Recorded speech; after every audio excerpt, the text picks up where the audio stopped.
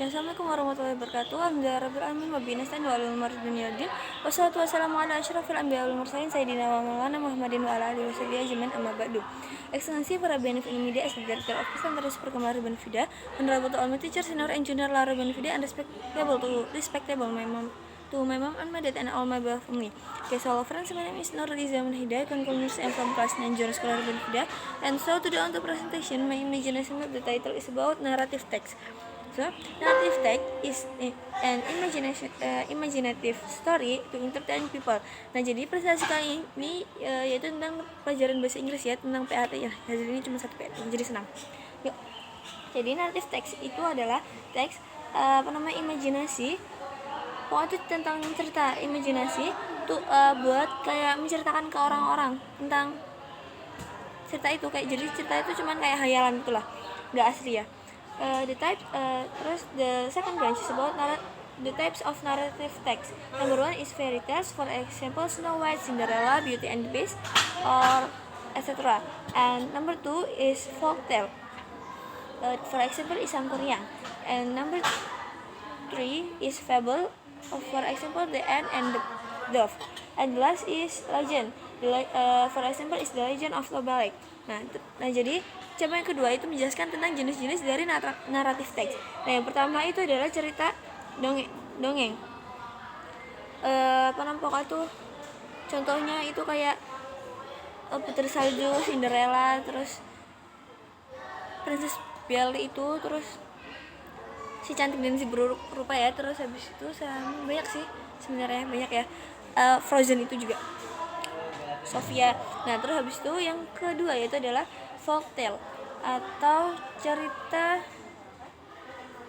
Nah folk tale itu cerita rakyat, contohnya yaitu adalah Sang Kuryang gitu.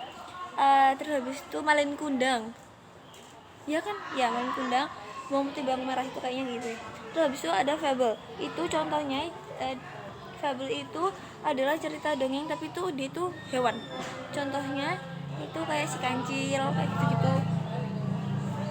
Terus semut dan burung dara ya. Terus ada lagi yang terakhir yaitu adalah cerita legenda, contohnya itu adalah legenda dari Danau Toba. Lanjut, yang ketiga yaitu adalah purpose of narrative text atau tujuan dari narrative text is to amuse, to entertain, to teach us, to have good character, to make us learn something from the story. Nah, jadi tujuannya yaitu adalah untuk biar kita tuh belajar sesuatu dari apa yang diceritakan dalam cerita tersebut. Jadi kita tuh bisa ngambil hikmahnya tuh apa sih dari cerita tersebut. Terus kita bisa mempelajarinya. Terus habis itu untuk mengajarkan kita agar kita tuh mempunyai karakter yang baik. Terus untuk to entertain tadi salah ya, to entertain itu untuk menghibur orang. Tadi salah ya. Baru tak pindah ke presentasi kayak gitu. Aku lupa misal. Terus bukan menceritakan ya, jadi entertain itu kayak jadi tujuan dari narrative text itu untuk adalah cerita kisah atau pokoknya itu cerita yang bukan asli lah, pokoknya nggak nyata, cerita imajinasi yang bertujuan untuk menghibur seseorang. Pokoknya terus habis itu the general structure of narrative text atau struktur general dari narrative text. Number one is orientation, complication, resolution, and reorientation. Terus language features of narrative text is adverb of time, simple past tense, specific character, action verb, time conjunction, direct speech, and direct speech. Okay? And so I think enough, sorry for mistake, and thank you for your attention. That's I say, wassalamualaikum warahmatullahi wabarakatuh.